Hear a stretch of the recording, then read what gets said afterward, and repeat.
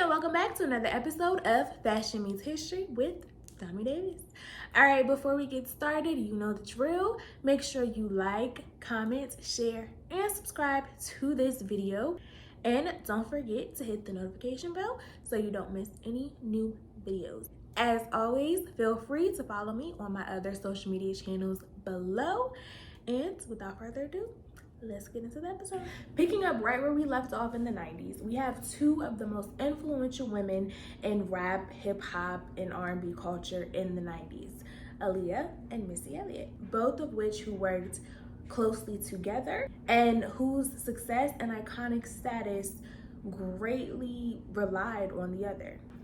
Let's get into it. Missy Elliot, whose legal first name is Melissa, hails from a little place called Portsmouth, Virginia in the 757. Shout out to Suffolk. She's also a fellow Cancer like myself. Missy was born in 1979. Growing up in the 80s, she was greatly influenced by the changes in music and learned that she was a creative talent herself. Missy really got her start as a member of an R&B group in the late 80s. Although the group did not take off and is not what Missy is known for, it did have one unique perk. This is how she met Timbaland. Also hailing from the 757, Timbaland is one of the most iconic producers for the culture in the 90s, and of course he's still relevant today. The mashups that Timbaland, Missy, and later Aaliyah created solidify our sound as a culture. You can hear more about how the 757 or the Virginia Beach area cultivated a space for rap, hip hop, and R&B in the Netflix documentary series Hip Hop Evolution. If you have never watched it, I encourage you to do so. It is a very thorough and entertaining walk through all the eras and the aspects and the influences of hip hop. What some people who have been around a long time would say is that for a long time, the South didn't get its recognition. The South being, of course, Atlanta, Texas, Florida, and Virginia. We are Southern, guys, okay? We're Southern, okay? We are. In season 4, episode 3, Hip Hop Evolution dives into the influences that the 757 made, specifically with the discovery of Pharrell and the Neptunes, Timbaland, Missy, and of course, the person that was the mastermind and kind of put it all together, famous music producer Teddy Riley. I say all that to say that Timbaland and Missy really created a special recipe and sauce for Black music. In 97, Missy got the opportunity to create her first studio album, Super Duper Fly, with hit songs like Rain and Sock It To Me. In between her discovery in her group in the late 80s and 97, Missy had been working solo and in mashups with Timbaland to write and produce songs for groups like SWB and solo acts like Whitney Houston. Perhaps most infamously, Missy wrote and produced for Aaliyah. Aaliyah entered the chat in 94 with her first studio album, Age Ain't Nothing But a Number. Now, the influences from Timbaland and Missy did not happen for Aaliyah until later on in the 90s. Her first studio album and her first entrance into our lives happened with R. Kelly, who was her mentor and producer, among other things. Aaliyah's first album had hits like Back and Forth, Street Thing, At Your Best, and of course the songs titled after her album, Age Ain't Nothing But a Number. As successful as Aaliyah's first album was, and her influence on music and fashion was at the time, her success was followed by some pretty shady goings-ons with R. Kelly. The controversies were soon overshadowing her accolades, and rumors of pregnancies and secret marriages kind of took over. Well, Aaliyah's parents, whatever happens, put a stop to it because Age Ain't Nothing But a Number was the first and last album that R. Kelly produced for Aaliyah, which, even though it was great, gave us the triple threat of Aaliyah, Missy, and Timbaland with her second album, One in a Million. The One in a Million album is probably one of my favorites. It had hits that we all know, like the single titled after the album, 1 in a Million, 4-Page Letter, and If Your Girl Only Knew. As I mentioned previously, both Aaliyah's first and second albums introduced the world not only to her singing ability and her contributions to music, black music specifically, but also her iconic fashion and style, which we've been modeling for decades. Some of the most notable styles that we can attribute to Aaliyah are baggy denim and pants, sagging for women, but sagging as designer. You know, obviously in the 90s, Aaliyah's was Tommy Hilfiger. Crops, halter tops, cropped halter tops, oversized coats and jackets, layers, puffers, bandanas, a lot of monochromatic looks. And of course, our vision of Aaliyah would be nothing without the dramatic side part covering one eye, which, if you haven't noticed, is making quite a big comeback in black hair. But you probably won't see me in it because I just feel like it's not a good look for me. I don't know, my head is too big or something. I don't know. I'm a middle part girl, always have been, even though I'm a millennial. Middle part's where I'm at. And Aaliyah's whole look was usually topped off with some sort of sunglasses, usually the slim frames, which also have come back in style. Today, we're gonna start something new that I think I'm gonna continue to do throughout each episode. So what's usually been happening is that I tell you guys about a fashion icon. I walk you through what some of their most notable style contributions are, if they're actual designers, how they design clothes, like what type of stitching and fabrics and yada yada yada. While that's all great information, and I'm probably still going to continue to do that, this is the part where I kind of want to be a little bit more interactive and show you guys in actual real time how we can model some of these iconic looks into modern 2023 wardrobe.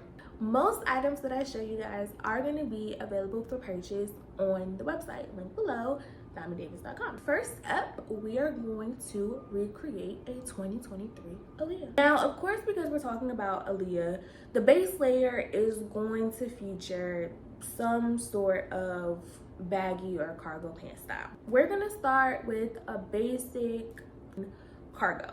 Unlike the cargos in the 90s that Aaliyah wore, we're gonna kind of stick to more of a modern take.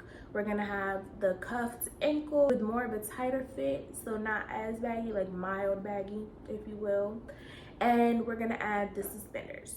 Of course, with this layer, we're going to sag a little bit, but instead of Tommy Hilfigers, we're gonna be using some Savage Fenty boxers. The next layer is the crop. We're gonna kind of keep it simple.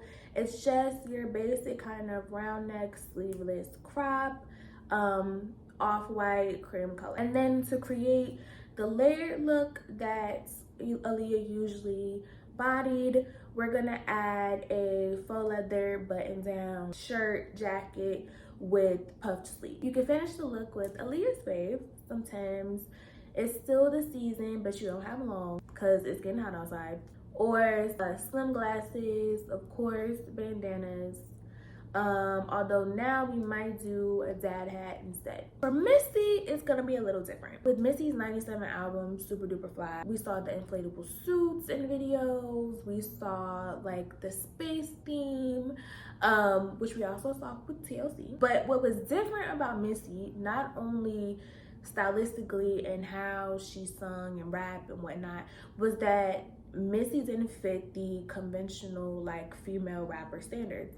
Now, y'all know I love Lil' Kim, but Lil' Kim gave us booty and boobies, and so did Foxy, right? And there weren't necessarily a lot of female rappers at the time that didn't contribute to the sexy, sultry look, right? Even Salt and Pepper gave us like, you gonna look at this booty, right? I mean, it's nice booty, like I'm not hating. But Missy was different. Missy did not conform to that trend, and it worked, you know what I'm saying? Like, she's iconic for it. Missy gave us a lot of looks that were more so attributed to kind of like men's styles. Like, even though Aaliyah's were also like manly or masculine, so to speak, there was still a level of femininity associated with Aaliyah's because she was, you know, pretty and girly. Not to say that Missy's not. I think Missy is gorgeous. But just like socially how it was seen, right? Like Aaliyah was still like girly, whatnot, you know, girly and whatnot, where Missy wasn't. Even when we look at a rapper like Eve, who is a hardcore rapper, right? There's still like sultry femininity coming from Eve, where Missy just gave us this is Missy, right? It's almost like 2023 terms, it's almost like it's giving non-binary, right? Not saying that, you know, Missy is like, you know, we all know Missy, so like no shade, no hate to Missy, but just kind of to give a comparison of kind of what the construct was like in a lot of people's minds, right? The labels that were making decisions, right? You can imagine, especially in the 90s, they were saying, how do we sell a woman that isn't quote unquote sexy, right? That's just like, I've been seeing a lot coming out now about how, you know, they always tried to tell us like Whoopi Goldberg wasn't jig or whatever, like because Whoopi was not a conventional standard of beauty for the American palate. Same thing with Missy, all I'm trying to say. So that was just a long way to say the 97 album gave us some different looks and things that definitely made Missy's style iconic and made us want even more when she dropped her second album in 99, which was titled The Real World. And it had hits like Hot Boys with Nas and Eve. In this album, we kind of saw, visually, we kind of saw more looks. Although Missy had always kind of been giving us like the baggy pants, the jerseys, the tracksuits, that nature. Started to see more of like the Missy style that wasn't outlandish, for lack of a better word. You know what I'm saying? Like, we can't necessarily go outside in an inflatable suit. You know what I'm saying? Like, we couldn't do that. I mean, you probably could today because Amazon has everything, but that wasn't necessarily the case in the 90s. So we could be more relatable with styling ourselves like Missy and with the 99 album. This is where we are going to recreate our 2023 look. So in the Hot Boys video specifically, Missy gave us fur, she gave us leather, she gave us some velour, you know, tracksuit style, which is making a comeback, and a lot of like motorcycle styled or themed jackets and jumpsuits, right? For this look, we are gonna start the base layer with some fitted bright red joggers. Like Aaliyah's look, this look is also going to be based on layers. So for the second layer, we're gonna add a plain white short sleeve bodysuit. So brown neck, short sleeves, plain bodysuit. And then our third layer is going to be a red faux leather crop bustier. In 2023 terms, you can complete the look with some heels or sneakers and large jewelry like chains and big hoops.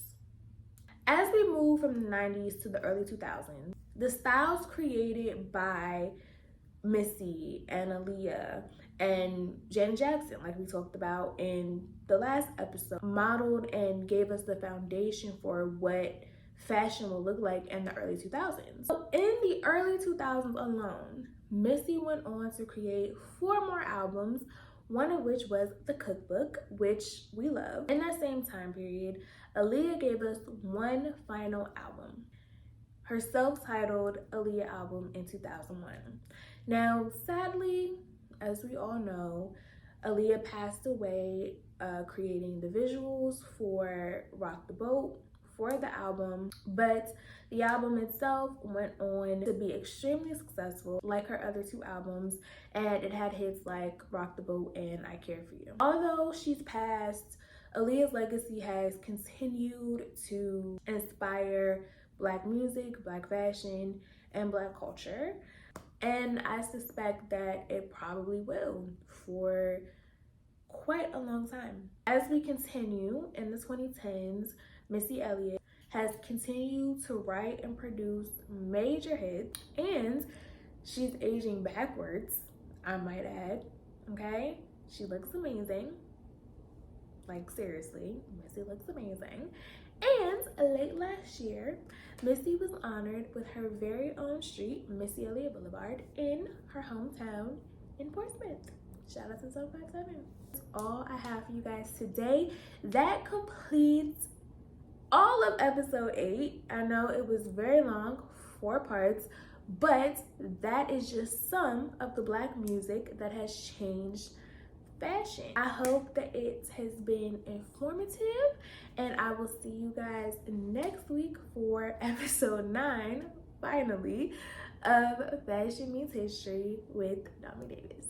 I hope you guys really enjoyed this 4-part episode. I have really enjoyed making it and sharing it with you guys. If you have any requests, comments, questions, whatever, drop it in the comments below. Make sure that you reach out and let me know what fashion icons you'd love for me to feature on the channel and talk about and give you more information on. Before you click off this video, please do me the honor of liking, commenting, sharing, and subscribing to this channel. And make sure that you hit that notification bell so you don't miss any new videos or updates from the Domii Davis channel. And as always, you can follow me on my other social media channels below. That is all I have for you guys today. I will see y'all next week. Bye.